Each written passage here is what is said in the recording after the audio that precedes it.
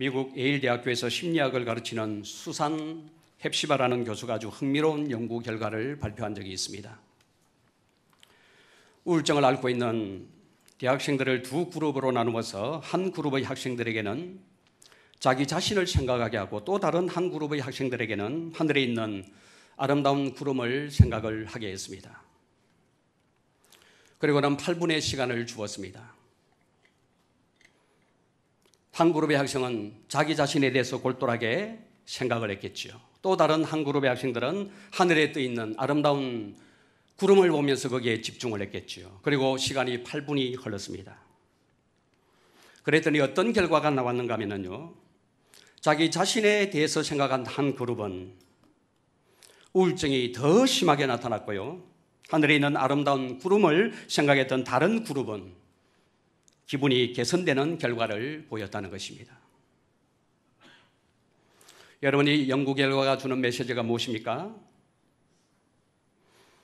우울증이라는 똑같은 문제에 직면을 했습니다. 실험자들이 다 우울증을 앓고 있는 사람들입니다. 그러나 그 문제 앞에서 무엇을 바라보고 무엇을 생각하느냐가 다른 결과를 낳게 되는 요인이 된다는 사실입니다. 저는 이 연구 결과가 오늘 예배하는 저와 여러분들의 마음밭에 그대로 적용되는 은혜 있는 성도들이 되시기를 주님의 이름으로 축원합니다. 우리 예수 믿는 사람들은 예수님을 믿기 때문에 연약한 자신에게 생각이 머무는 존재가 아니에요. 비록 우리 자신들을 이렇게 돌아보면 연약함을 가지고 있습니다. 지난 한 주간을 살아내면서 여전히 연약함 때문에 아파하고 고통하고 힘들어했던 경험을 다 가지고 계실 것입니다만은, 그러나 우리 예수 믿는 사람들이 가지는 확신이 무엇입니까? 이런 연약함 가운데서도 하나님이 나와 함께 해주시고 인도해 주시고 세워주시는 인생이기 때문에 하나님의 은혜의 세계에 우리의 마음과 눈길이 항상 머무는 존재가 바로 우리 예수 믿는 사람들이라는 것입니다. 바울이 디모데전서 1장 12절과 13절에서 이렇게 고백을 합니다. 나를 능하게 하신 그리스도 예수 우리 주께 내가 감사함은 나를 충성되이 여겨 내게 직분을 맡기심이니 내가 전에는 비방자요 박해자요 폭행자였으나 도리어 긍휼을 입은 것은 내가 믿지 아니할 때에 알지 못하고 행하였음이니라. 여러분이 구절을 한번 보시기를 바랍니다. 사도 바울은 예수를 믿고 난 후에 과거에 머물러 있지 않았습니다. 과거에 매이지 않았습니다. 그는 과거에 예수 믿는 사람들을 핍박하고 잡아가두고 죽이는 일에 앞장섰던 기독교의 원수였지만은 거기에 생각이 머물지 않았다는 것입니다. 그런 악한 자신을 이끌어내어서 예수를 믿게 하신 하나님의 은혜에 자신의 생각이 머물러 있었다는 것입니다. 그래서 하나님 앞에 감사하는 거예요. 나를 능하게 하신 그리스도 예수 우리 주께 내가 감사하는, 감사가 있는 것이지. 저는 우리 자신들도 이래야 된다고 생각을 합니다. 저와 여러분들의 생각이 실패하고 늘 넘어졌던 과거에 머물지 아니하고 우리를 힘있게 이끌어주는 예수님에게로 우리의 마음과 생각이 고정이 되어야 한다는 것입니다. 그래야 여러분 삶 속에서 변화가 일어나게 돼요. 그래야 여러분들의 삶 속에서 하나님께서 일하시는 역사를 경험하게 될 수가 있다는 것입니다. 스가랴서의 배경은 이렇습니다. 주전 586년에 유다와 예루살렘은 바벨론의 공격을 받아서 멸망을 합니다. 1차의 공격을 받고 2차의 공격을 받고 마지막 3차의 공격을 받고 유다는 완전히 무너지게 되고 예루살렘은 회파되게 됩니다. 수도 예루살렘은 폐허가 되었고요, 유다 백성들은요 거의 다가 바벨론으로 유배되어져 가게 됩니다. 여러분, 나라를 잃어버리고 포로 신세가 된 유다 백성들을 한번 생각을 해보십시오. 나라를 잃었습니다. 주권을 잃었습니다. 그리고 바벨론 하면은 지금의 이라크라고 보면 되겠지요. 먼 곳까지 유배되어져 갔습니다. 그들의 심정이 여러분 어떻겠습니까? 얼마나 삶이 비참했으며 얼마나 마음에 큰 상처가 있었겠습니까? 아마 포로로 잡혀가면서 눈물밖에 흘리지 않았을 것입니다. 또 포로로 잡혀간 그곳에서 고국을 생각하면서 매일매일 눈물로 하루하루를 보내지 않았나, 그런 생각을 해보는 것입니다. 장장 70년 동안요 포로 생활을 하게 됩니다. 이런 절방에 빠져있던 유다 백성들을 하나님은 누구도 예상하지 못했던 희한한 방법으로 70년간의 포로 생활을 끝내고 본국으로 귀환하게 하십니다. 이렇게 꿈에도 그리던 조국으로 귀환하는 은혜를 누리게 되는데 막상 고국에 돌아보니까요, 한마디로 온 도성은 쑥대밭이 되어 있는 것입니다. 모든 것이 다 무너지고 폐허가 되어 있는데 그 중에 백성들의 마음을 제일 아프게 한 것이 무엇인가 하면은 그 화려했던 솔로몬 성전이 옛 모습을 찾아볼 수가 없을 정도로 폐허가 되어 있는 것입니다. 그곳에서 하나님을 만났고 하나님을 예배하고 그곳에서 제3의 은혜를 누렸던 그 영광스러운 솔로몬 성전은 온데간데 없는 것입니다. 다 불타고 무너지고 그냥 폐허가 되어 있는 것을 보게 됩니다. 여러분, 유다 백성들에게 성전은 목숨처럼 귀하게 여기는 구심점입니다. 지금 우리가 생각하는 이 예배당과는 차원이 달라요. 성전은 유다 백성들에게 하나님과 동급이었습니다. 성전은 바로 하나님의 임재의 상징이었죠. 하나님이 우리와 함께 하시며 우리를 인도하신다는 그 하나님의 임재의 상징이 바로 형상화된 것이 성전이었습니다. 그런데 여러분, 이 성전이 회파되어 있는 거예요. 흔적을 찾아볼 수 없을 정도로요. 안에 있는 기명들은 다 도둑 맞았고요.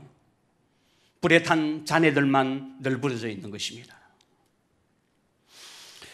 이렇게 되다 보니요, 포로에서 귀환한 유다 백성들이 가장 먼저 이 성전을 복구하는 일에 마음을 쏟게 됩니다. 그 당시 정치 지도자라고 하는 스룹바벨을 중심으로 성전 재건 운동이 일어나게 됩니다. 성전을 다시 재건하자, 하나님의 성전을 우리가 다시 재건해야 된다, 이런 구호 제창과 함께 많은 사람들이 마음을 함께합니다. 뜻을 함께해서 성전 재건에 동참을 하게 됩니다. 그런데 여러분, 이게 쉽지가 않은 거예요. 목표가 큰 만큼요 장애물도 만만치 않았습니다. 장애물이 두 개가 있었는데요, 하나는 무엇인가 하면 우선 주변에 있던 부족 국가들이요 성전 건축을 탐탁지 않게 여겼다는 것입니다. 유다 나라의 구심점 성전이 건축되면 나라가 재건되는 것인가 다름없기 때문에 여러 가지 모양으로 주변에 있는 부족 국가들이 방해를 하게 되었습니다. 뿐만 아니라요, 포로에서 돌아온 백성들에게 이 일을 이룰 만한 저력이 없었습니다. 경제적인 여건이 따라주지 않았습니다. 돈이 없는 거예요. 이러다 보니까 꿈에도 그리던 성전 재건 공사가 성전 지대는 놓았습니다. 터는 잡아 놓았습니다. 그런데 16년이 흐를 때까지 진척이 없습니다. 여러분, 한번 생각을 해보시기를 바랍니다. 정말 뚜렷한 목표가 있습니다. 하나님의 영광이라는 뚜렷한 목표, 하나님의 임재의 상징인 성전을 건축해야 된다는 이런 뚜렷한 목표는 있는데요, 여건이 따라주질 않아서 그 일을 할 수 없을 때 그 상실감은 이루 말로 표현하기가 어려울 것입니다. 자괴감이 들었겠지요. 좌절감이 찾아왔겠지요. 이렇게 뚜렷한 목표는 있는데요, 여건이 따라주지 않아서 좌절하고 절망하고 있는 이런 상황이 오늘 스가랴서의 배경이 되고 있는 것입니다. 저는 오늘 이 본문의 말씀을 찬찬히 읽어가면서 하나님의 성품 하나를 발견하게 됩니다. 좌절하고 절망하고 있는 그 백성들을 가만히 여전히 버려두지 아니하고 말씀으로 찾아와 주십니다. 그리고 말씀하십니다. 이런 측면에서 볼 때 우리 하나님은 참으로 좋으신 분이십니다. 관심 없는 것 같아도 일구서일투족을 헤아리시고 하나님은 대안을 가지시고 하나님의 백성들이 가야 할 길들을 예비하시는 좋으신 하나님이 바로 우리가 믿는 하나님이시라는 사실입니다. 이런 낙담스러운 상황에 있는 백성들을 하나님이 어떻게 이끌어 주십니까?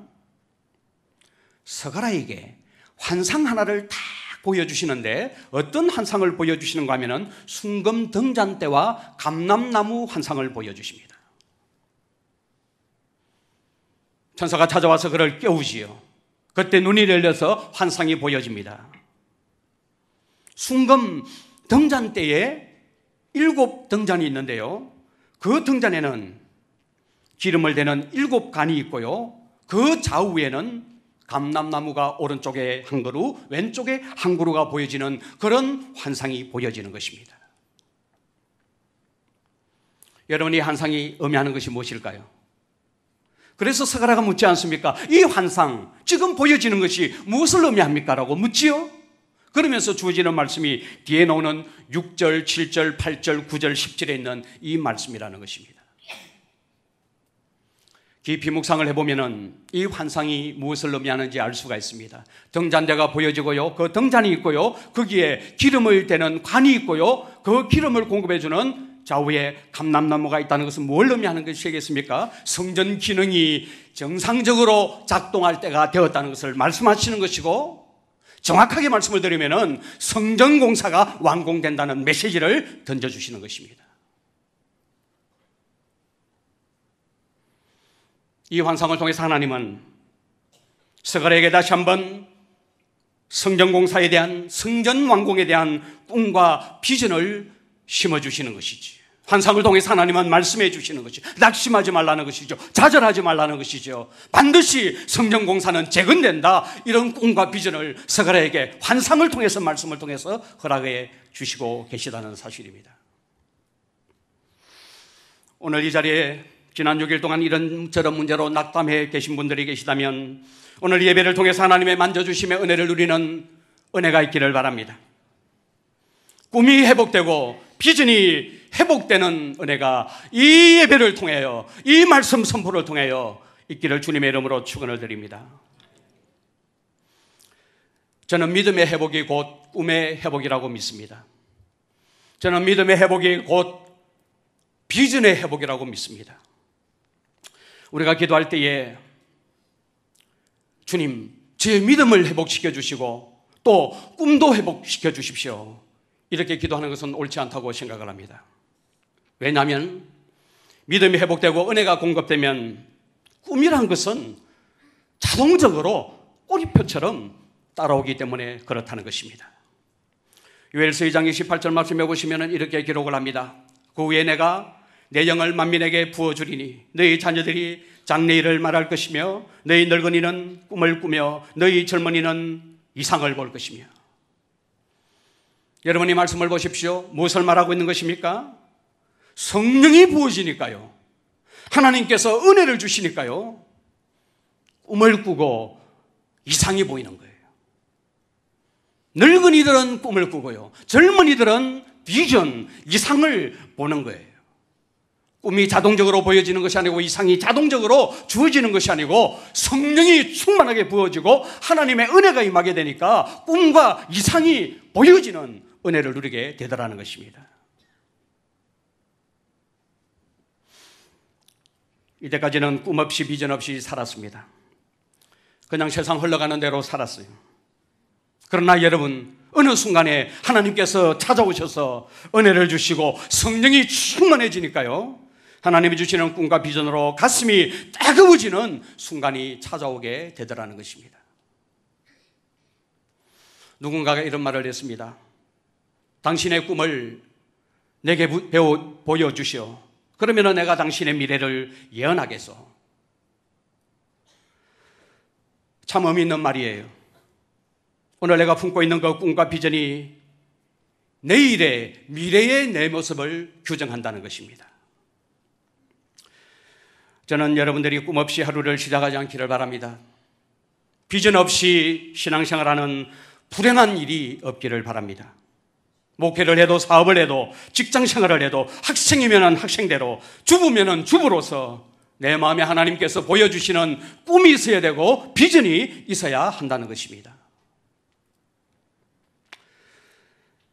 지금은 비록 가진 것이 없고요, 불리한 것이 많이 있지만은, 그러나 하나님을 믿는 그 믿음으로 생겨난 오늘의 내 꿈이 내일의 풍성한 삶을 가져오는 모처가 된다는 사실을 자각하고 일어서는 저와 여러분들이 되시기를 주님의 이름으로 축원을 드립니다.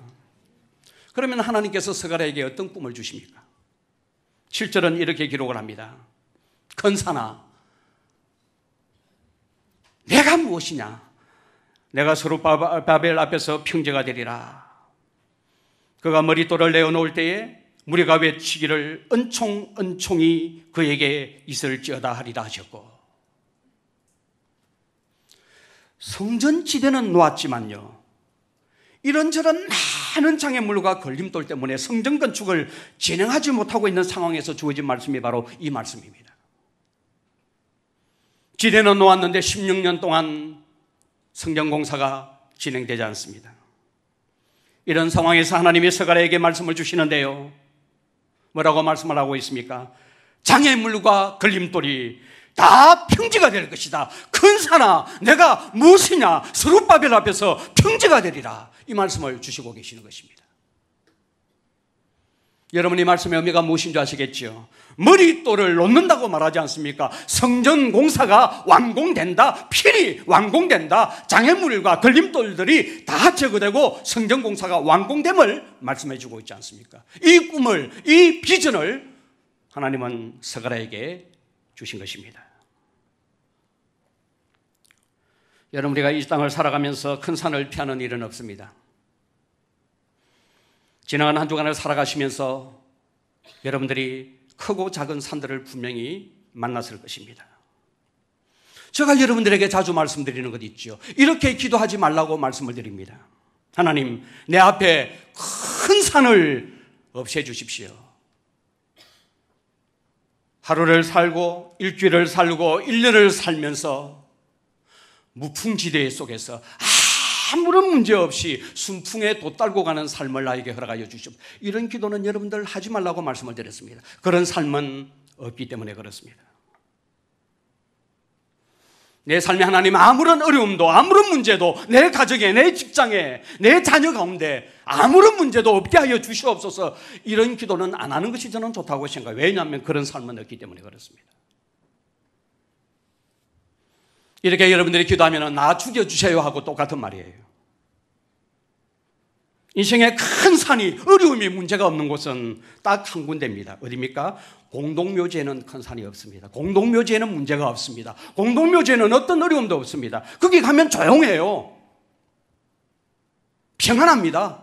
아무런 문제도 아무런 어려움도 없는 곳은 바로 죽는 그 순간입니다. 우리가 살아 호흡하는 그 순간까지, 그 순간 동안에는 큰 산을 만나게 되고 때론 작은 산을 만나게 되고 이런저런 문제와 어려움을 만나게 되는 것이 인생이라는 것, 우리가 다 경험적으로 알고 있지 않습니까? 그렇기 때문에 하나님, 나에게 큰 산이 없게 하여 주시옵소서, 이렇게 기도하는 것은 옳지가 않다는 것입니다. 큰 산이 없고 장애물이 없는 날은 없습니다. 이게 여러분 인생 법칙입니다. 여러분에게 인생 법칙이라면 어떻게 해야 됩니까?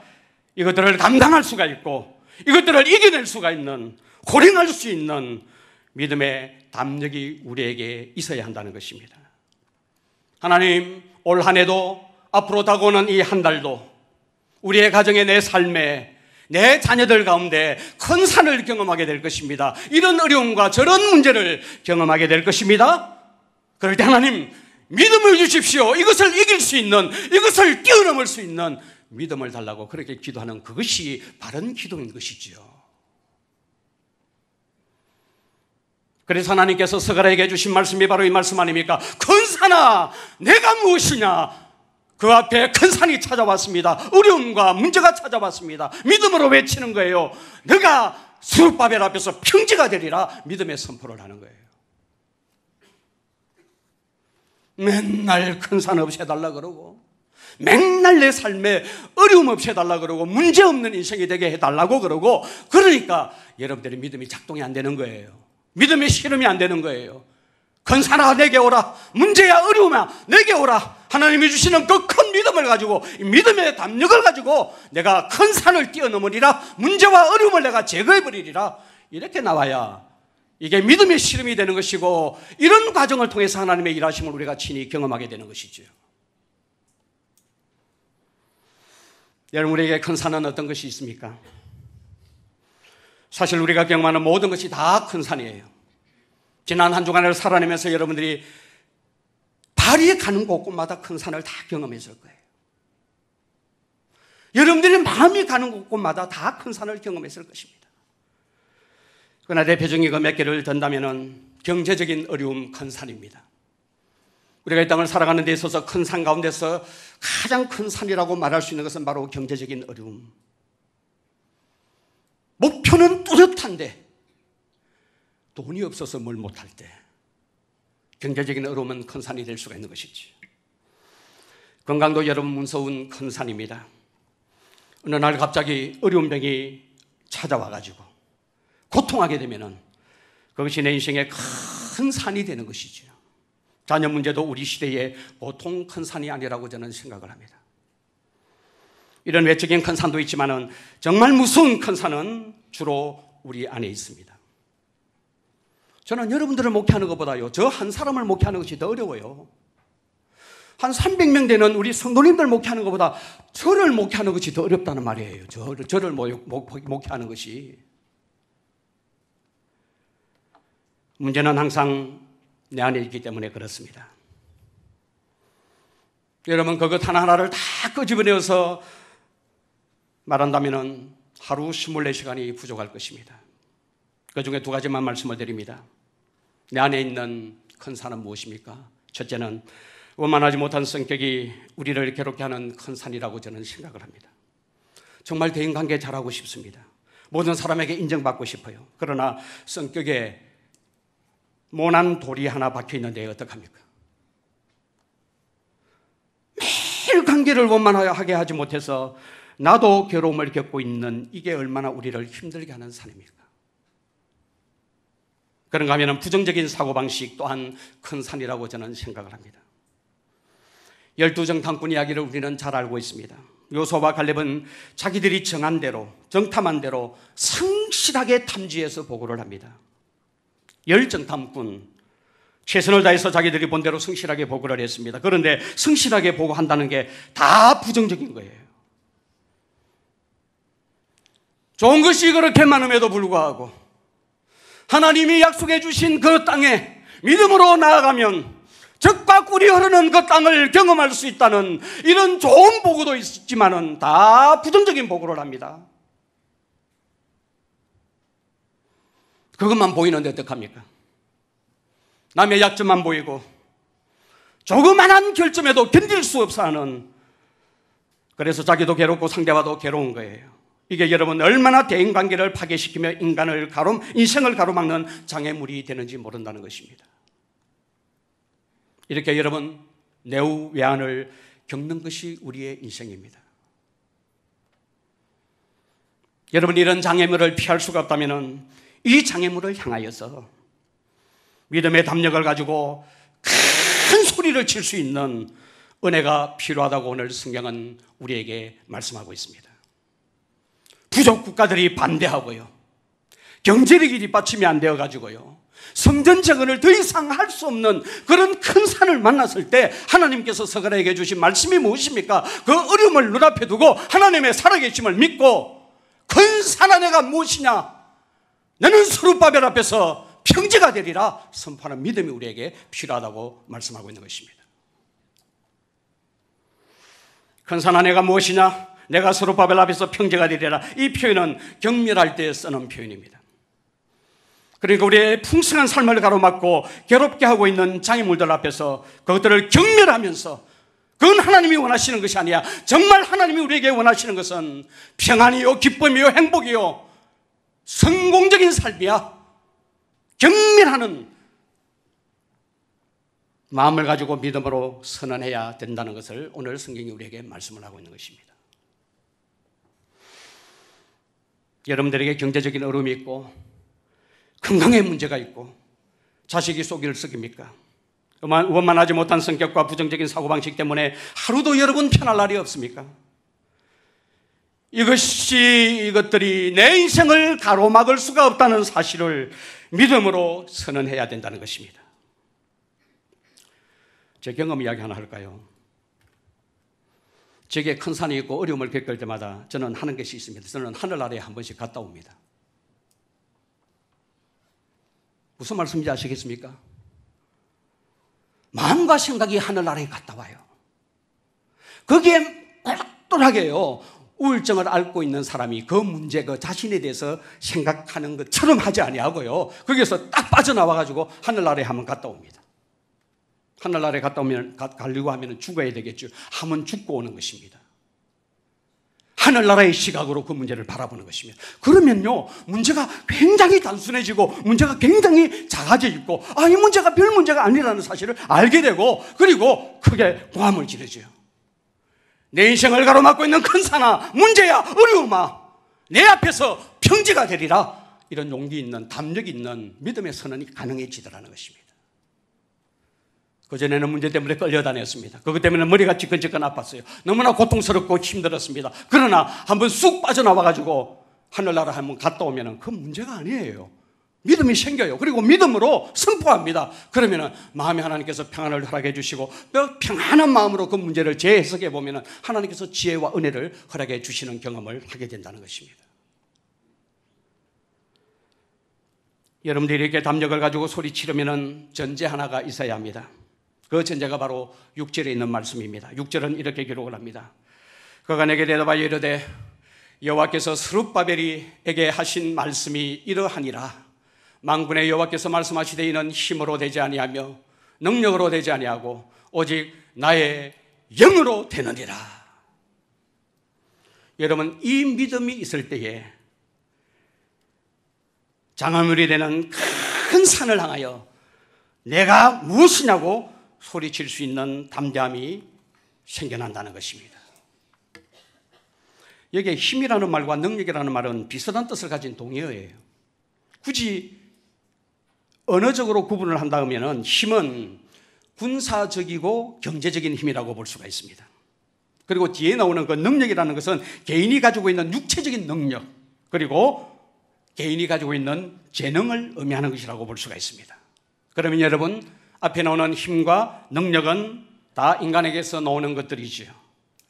군사력, 경제력, 육체적인 힘, 그리고 내가 가지고 있는 재능, 이것 가지고는 문제를 해결할 수가 없다는 거예요. 이것 가지고는 큰 산의 문제를 해결할 수가 없다는 것입니다. 아무리 애쓰고 노력해도 큰 산의 문제를 해결할 수가 없다. 무엇 가지고 된다고 말씀하고 있습니까? 오직 하나님의 영으로 되느니라, 이렇게 말씀을 하고 있는 것입니다. 이 전제가 있어야만이 담력을 가지고요, 믿음의 담력을 가지고 문제 앞에서 큰 소리를 칠 수 있다는 사실입니다. 지금 마음을 다해서 성전을 건축하는 일에 마음을 쏟습니다. 힘을 다하고 능력을 다하여 에너지를 쏟아붓는데요, 이게 잘 되지가 않아요. 이런 상황에서 하나님께서 뭐라고 말씀하십니까? 그런다고 되는 게 아니야. 힘으로 되는 게 아니야. 능력으로 되는 게 아니야. 경제력을, 군사력을 가지고, 지혜를 가지고, 네가 가지고 있는 재능과 힘을 가지고 되는 것이 아니야. 오직 나의 영, 성령으로 되는 것이다. 그렇게 주님께서 스가랴에게 말씀해 주시는 것입니다. 여러분, 지나간 삶을 한번 되돌아보시기를 바랍니다. 힘을 다하고 능력을 다해 보았지만은 손에 잡히는 것이 얼마나 되었어요? 힘쓰고 애썼습니다만은 손에 잡히는 것이 여러분 정말 얼마나 되었습니까? 정말 열심히 살았습니다. 그러나 수많은 변수 앞에서요, 정말 잘 될 줄 알고 성공할 줄 알고 시작도 좋았고 끝도 좋을 줄 알았는데 수많은 변수 앞에서 무릎 꿇어서 울었던 적이 없습니까, 여러분? 정말 밤이 맞도록 그물질했습니다. 노력했습니다. 내일의 생기를 위해서 정말 수고하고 피땀과 눈물을 흘렸습니다만은 새벽이 되도록요 수고했는데요, 얻은 것이 없는 그런 삶을 여러분 살아오시지는 않았습니까? 우리나라 40대 심장돌연사는 세계에서 1등입니다. 한 해 평균 5,000명이요 심장돌연사로 세상을 떠납니다. 주요 원인이 여러 가지 복합된 스트레스라고 합니다. 밤이 맞도록 수고했으면 정말 여러분 얻고 누리는 것이 있어야 되지 않습니까? 자녀를 위해서, 아내를 위해서, 남편을 위해서 그렇게 수고했는데 노력한 만큼 대가가 돌아오지 아니하니까요. 고통스러운 거예요. 마음에 돌을 하나 얹어놓은 것과 같은 아픔이 있는 거예요. 스트레스가 되는 거예요. 여러분이 40대가 얼마나 외로운 시기에 있는지 몰라요. 그것이 누적되면서 결국은 스트레스 심장돌연사로 사망하는 비율이 가장 높은 나라가 바로 우리나라라고 그러지 않습니까? 고독하고 힘들고 눈물 나는 것이지. 여러분 오늘 하나님의 말씀에 귀를 기울여셔야 합니다. 왜 하나님께서 우리를 순풍에 돛달고 가는 그런 삶으로 인도하지 아니하시고 왜 나의 삶의 구부구 위에 장애물을 두시고 어려움을 두시고 문제를 두시는 것인가? 답은 하나입니다. 오늘 하나님께서 스가랴에게 주신 말씀에서 답이 나옵니다. 그것은 우리 인생이라는 것이 힘으로 되지 아니하고 능으로 되지 아니하고 오직 하나님의 성령으로 된다는 사실을 알도록 하기 위해서 우리의 삶 한가운데서 장애물을 달게 해주시는 거예요. 이 깨달음이 없으면 안 되는 거예요. 왜 내 삶에 마음에 들지 않는 그 과장을 두고 부장을 두고 사장을 내 앞에 두었느냐? 오늘 이 말씀으로 여러분 명쾌한 해석이 나오게 되죠. 힘으로 되지 않고 능으로 되지 않고 인간이 가지고 있는 내재 자원으로 되지 아니하고 오직 하나님의 은혜로 은혜로만 되는 것이다. 하나님의 성령의 역사로만 되는 것이라는 것을 알도록 하기 위해서 우리 인생길에 장애물을 두시고 큰 산을 두시고 어려움과 문제를 우리에게 허락해 주신다는 사실입니다. 여러분이 이런 관점에서 문제를 해석하면 얼마나 마음이 여로운지 몰라요. 대안이 나와요. 그러면 주님께 가까이 가면 되는 것이죠. 주님의 은혜를 구하면 되는 것이죠. 주님이 함께 해주실 때에 모든 문제가 해결되는 은혜를 누리게 되는 거죠. 여러분 우리 믿음으로 나갈 때 하나님은 우리를 어떻게 인도를 하십니까? 4장 9절 말씀을 보시면 이렇게 기록을 합니다. 스룹바벨의 손이 성전 기초를 놓아선저 그의 손이 또한 그 일을 마치리라 하셨나니 만군의 여호와께서 나를 너희에게 보내신 줄을 알리라 하셨느니라.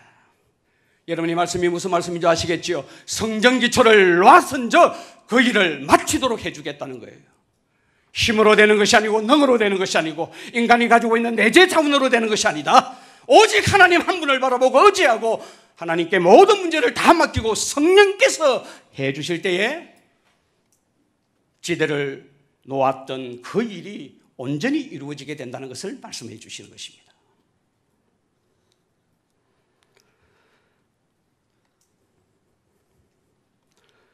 힘으로도 능으로도 다 해보았지만 풀리지 않았던 성전 건축이 하나님께 맡겨드리고 나니까요, 하나님이 그것을 내가 마무리해 줄게 이렇게 말씀해 주시는 말씀이 바로 4장 9절에 있는 말씀입니다. 가정 문제가 그렇게 풀리지 않습니다. 부부가 화합이 되지 않습니다. 마음을 하나로 할 수가 없습니다. 힘으로 능으로 해보았습니다. 안 되는 거예요. 그러나 주님 앞에 두 손 두 발 다 들고 항복하고 은혜를 구하고 주의 성령의 개입을 초청하면서 나아갔을 때 그 모든 문제들이 다 해결되는 은혜를 누렸던 분들이 여기 앉아있지 않아요. 삶 문제도 여러분 마찬가지예요. 내가 열심히 발로 뛴다고 되는 것이 아니에요. 하나님이 도우시고 하나님 은혜를 베풀어 주시고 성령으로 함께해 주실 때에 힘으로 능으로 되지 않았던 문제들이 한 방에 되는 은혜를 누리게 된다는 것 우리가 경험해 봤지 않습니까? 그래서 여러분 인생에는 두 종류의 인생이 있습니다. 한 종류는 성실 인생이고 다른 한 종류는 은혜 인생이에요. 성실 인생을 저는 배에 비유를 합니다. 배에 비유를 하면은 노젓는 인생이 성실 인생입니다. 내가 얼마나 노를 열심히 젓느냐에 따라서 그 배가 빨리 가고 늦게 가는 것이 결정이 됩니다.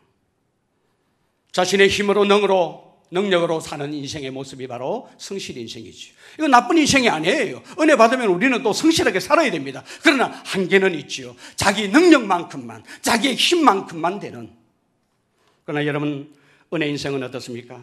배에 비유한다면 이 은혜 인생은 도철단 배입니다. 은혜의 바람이 도처에 불어옵니다. 그러면 내가 힘쓰고 내가 애쓰지 아니해도 그 하나님께서 불어주시는 그 은혜의 바람을 맞아서 어떻게 됩니까? 그 배가 손살같이 배에서 미끄러져서 목적지에 안착하게 되는 인생이 바로 은혜 인생이라는 사실입니다.